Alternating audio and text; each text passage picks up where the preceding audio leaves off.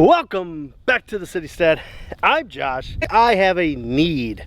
My need currently is wood chips for my garden. And well, there's a good way to fix that need. My parents have all this wood over here that they need chipped up and out of the yard. So I volunteered a little bit of my labor and time to chip all these wood chips, or branches, to chip all these branches for them so that I can supply myself with some wood chips. See, it's kind of a win-win deal. Win-win. I get some wood chips, these guys get rid of this mess in their yard. So now it's time to fire up the chipper, quit the yapping, and get to work.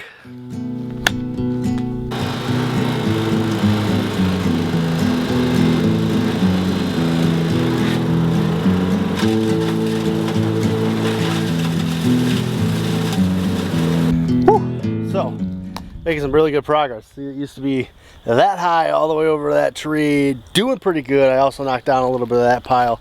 Started getting little pickers in it, so I gave it a break and went to the pine over there. So that pine over there makes a really, really beautiful wood chip. Look at that. This stuff is gonna look great out in my garden, stopping all the weeds.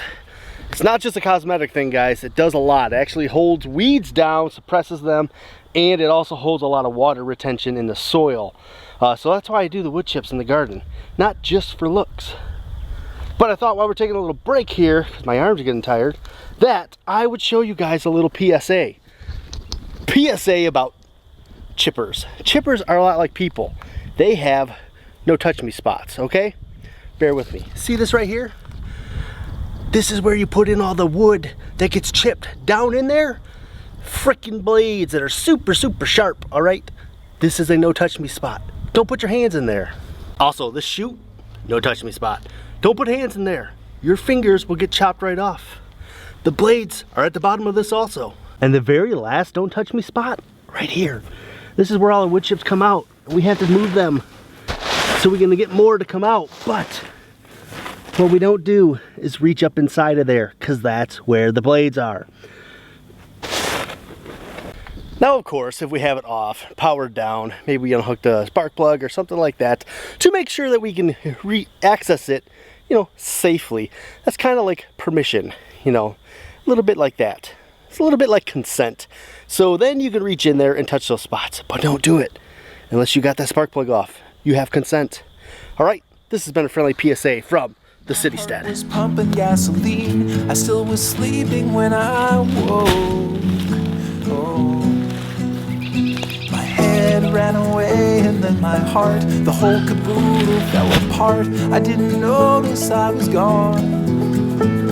But now there is music, there is light, and there is laughter, there is sight. I am new and I am strong. All my chipping yesterday netted me these 3 bags of wood chips. That was about 2 hours of work over there. And surprisingly, these bags, all 3 of them, fit in the back of our Buick LeSabre. Now, we were definitely doing some mafia style low riding, but we got them home. They don't live that far away, so we loaded them up right before we drove over here so as not to upset the suspension of the car. Now I gotta take all these wood chips and spread them out a little bit. What's in that one? They're all wood chips. Imagine that. Freely scrub away my callous thoughts. Release me. Hey. Clean me. There's water in the creek, and I will wash away my sad defeats and start this all anew. The beginner's mind will see that there's a forest for the trees, and that we're smaller than the sum of who we are. With a whisper or a shout, the voice will shake you in and out and leave you empty as a midnight boulevard.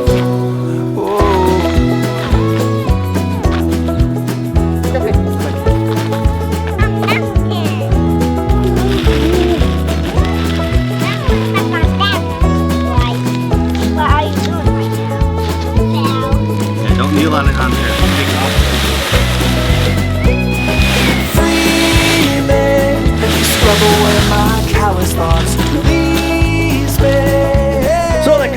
pretty good amount of area over here, this whole back area here. Added another layer or two of wood chips. I already have a couple layers on there. I have been building them slowly over time as money and resources allow me to. So by going over to my parents to chip up my own wood chips saves me a lot of money. It does cost me time though, and as you all know, I work a lot of hours usually, so I don't have that time, but now I do. So I'm gonna try to chip up a bunch of stuff as much as I can, because eventually I don't want to just do the garden area that I have now currently full of wood chips. I also want to be moving to our back fence line and add in wood chips about 10 foot in from our fence to where our fruit trees are, because I want to start using that as a garden area, and also just kind of getting a little more better soil back here for the fruit trees, because I do plan on adding a couple more fruit trees back here.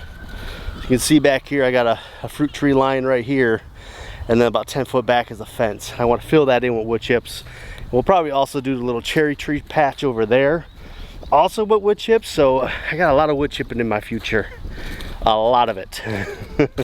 So I had already mentioned that one of the main reasons I do wood chips is that it's a really good soil retention. A lot of people say, oh, it's going to rob a lot of nitrogen.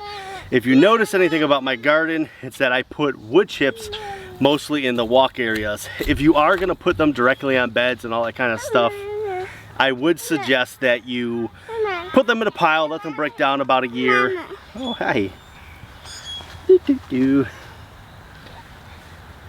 So if you are going to use wood chips in your garden as a top cover for your areas that you're planting, I would highly suggest putting it into a pile and letting it break down for like a year, kind of into a more soil type mulch. That'll be a little better for putting on top of your plants. Because we just do the walkway, I am not so worried about it depleting soil of nitrogen or anything like that. It actually is going to help build the soil, and at the same time it's going to repress weeds. We do get quite a bit of weeds still, because we only have a couple inches as of right now. If you really want to stop weeds, you have to have around 8 to 10 inches of wood chips. Now, if you do the math in your head, do you think that's cheap? No. No, it's definitely not cheap to put wood chips all around our garden 8 inches or 10 inches deep. So we're doing a little bit of time.